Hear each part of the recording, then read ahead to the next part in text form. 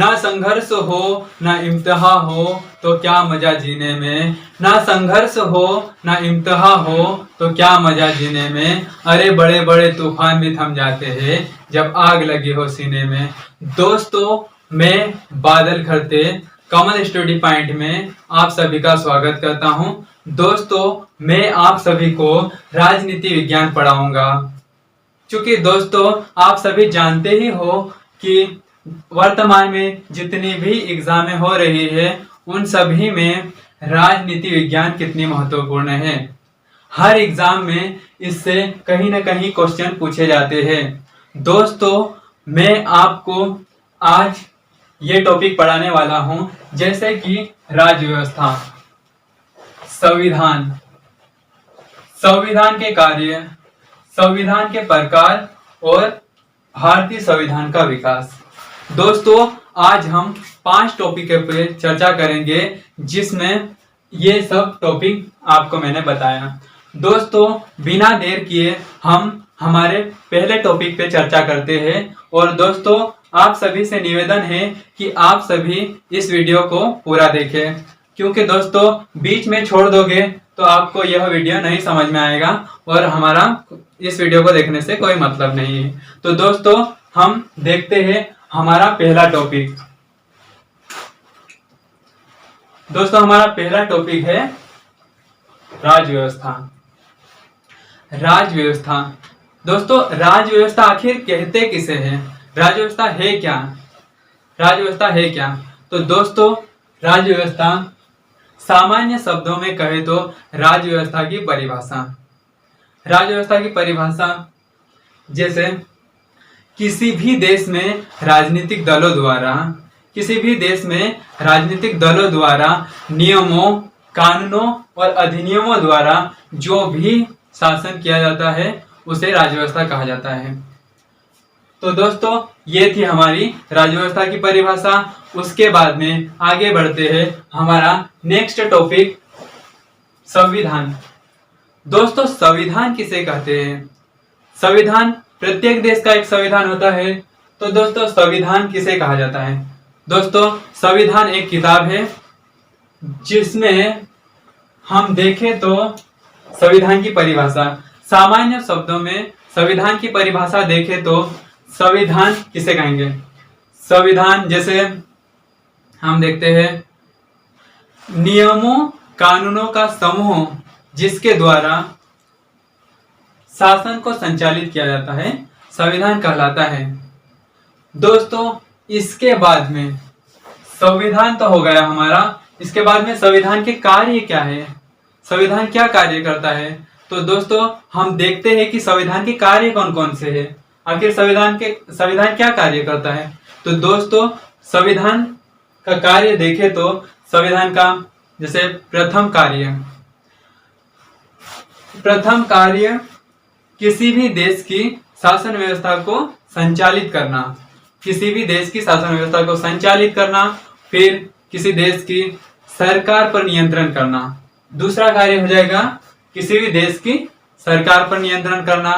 फिर तीसरा कार्य देखें तो तीसरा कार्य दोस्तों, नागरिकों और गैर नागरिकों के मौलिक अधिकार और उनकी स्वतंत्रता के अधिकारों की रक्षा करना। फिर चौथा कार्य देखें तो दोस्तों, चौथा कार्य केंद्र और राज्यों के बीच शक्तियों का विभाजन करना, यह भी भारतीय संविधान का कार्य है। उसके बाद में संविधान के प्रकार। दोस्तों, संविधान के प्रकार, संविधान मुख्य रूप से 2 प्रकार का होता है। या तो वो लिखित संविधान होगा या फिर अलिखित संविधान होगा। लिखित संविधान देखें तो लिखित संविधान में यूएसए का संविधान। दोस्तों, यूएसए का संविधान जिसे कि विश्व में प्रथम लिखित संविधान कहा जाता है और प्रथम संविधान माना जाता है, जिसकी स्थापना या जिसको लागू किया गया था 1789 में। 1789 में 4 मार्च 1789। इसके बाद में दूसरा देखेंगे भारतीय संविधान। जी हाँ दोस्तों, भारतीय संविधान भी विश्व में सबसे बड़ा संविधान है, सबसे बड़ा लिखित संविधान है। तो दोस्तों भारतीय संविधान,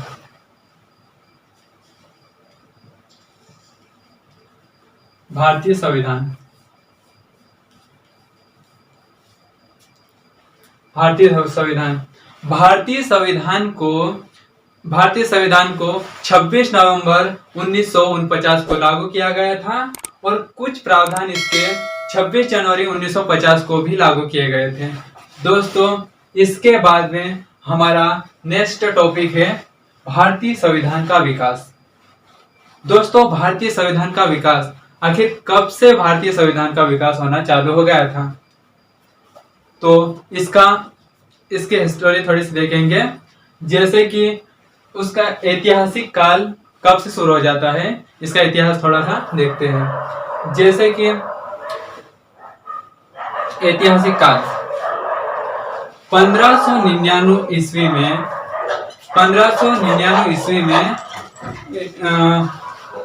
मर्चेंट एडवेंचर्स नामक व्यापारियों ने 1599 में एक कंपनी की स्थापना करते हैं जिसका मुख्य उद्देश्य था पूर्वी देशों के साथ व्यापार करें, जिसमें एक गवर्नर था जिसका संचालन एक गवर्नर और 24 अन्य सदस्य करते थे। इसके बाद में यह 23 दिसंबर 1620 को ब्रिटेन की महारानी एलिजाबेथ ने इस कंपनी को एक राजलेख जारी करके पूर्वी देशों के साथ 15 वर्ष तक व्यापार करने का अधिकार दे देती है। इसके बाद यह कंपनी पूर्वी देशों की तरफ निकलती है और भारत में प्रवेश करती है। भारत में व्यापार करती रहती है और कुछ समय बाद इनका भारतीय राजाओं से युद्ध होना चालू हो जाता है। इन्हीं युद्धों में से जैसे हम देखते हैं बाद में 23 जून 1757 को प्लासी का युद्ध होता है। उसके कुछ ही सालों बाद दूसरा युद्ध 22 अक्टूबर 1764 को बक्सर का युद्ध होता है। इन दोनों ने भारत में अंग्रेजों की या ब्रिटिश ईस्ट इंडिया कंपनी की नींव रख दी। दोस्तों यहाँ से कंपनी का शासन चालू हो जाता है, क्योंकि यहाँ से इनकी शक्ति इतनी मजबूत हो गई थी कि यह यहाँ पे शासन करने के लिए अपना प्लान बना लेते हैं और शासन करना चालू कर देते हैं। दोस्तों इन्होंने शासन करने के लिए, इनको शासन करेंगे तो इनको कुछ चीजों की जरूरत भी पड़ेगी, तो इन्होंने अपने अधिनियम बनाए और उस हिसाब से शासन करना चालू कर दिया। तो दोस्तों कंपनी ने भारत में 1773 से 1853 तक शासन किया। इसके बीच में इन्होंने बहुत सारे अधिनियम लाए और उन्हें लागू करा और उनके हिसाब से भारत में शासन होना चालू हुआ। जैसे कि पहला अधिनियम था इनका 1773 का रेगुलेटिंग एक्ट। दूसरा अधिनियम था इनका 1784 का पिट्स इंडिया एक्ट। तीसरा अधिनियम था इनका 1753 का चार्टर एक्ट। फिर चौथा अधिनियम था 1713 का चार्टर एक्ट, 1813 का चार्टर एक्ट। और पांचवा अधिनियम था 1833 का चार्टर एक्ट। इसके बाद में छठा है हमारा 1853 का चार्टर एक्ट। दोस्तों ये चार्टर एक्ट है, ये हर 20 वर्ष में आते हैं और अलग अलग कानून इसमें आते हैं और इसके द्वारा भारत में शासन चलता रहता है। कुछ समय बाद में इन अधिनियमों में बहुत सारी अच्छी बातें तो थी और इसके साथ ही कुछ क्या बोल सकते हैं कठिन नियम भी थे जिसका पालन भारत नहीं कर पा रहे थे। और कठिन क्या, वो तो बहुत ही ज्यादा कठिन थे जिसका विरोध करने लगे भारत में भारतीयों ने, और जिसकी शिकायत ब्रिटेन में गई, ब्रिटेन की महारानी तक गई। और फिर बाद में ब्रिटेन की महारानी ने कंपनी के हाथों से भारत का शासन अपने हाथों में ले लिया और अपने हिसाब से फिर शासन संचालित करने लगी। दोस्तों इसके बाद में जो भी अधिनियम आएंगे वो ब्रिटिश ताज के अधिकार में ही आएंगे या ब्रिटिश शासन के अधीन ही आएंगे। इसके बाद में भी बहुत सारे अधिनियम आए जैसे भारत शासन अधिनियम। दोस्तों भारत शासन अधिनियम 1858। दूसरा अधिनियम आया भारत परिषद अधिनियम 1861। तीसरा अधिनियम आया रॉयल एक्ट 1876। चौथा अधिनियम आया भारत परिषद अधिनियम 1892। इसके बाद में पांचवा अधिनियम आया मार्ले मिंटो सुधार अधिनियम 1909। इसके बाद में छठा अधिनियम आया मॉन्टेग्यू चेम्सफोर्ड सुधार अधिनियम 1919। इसके बाद में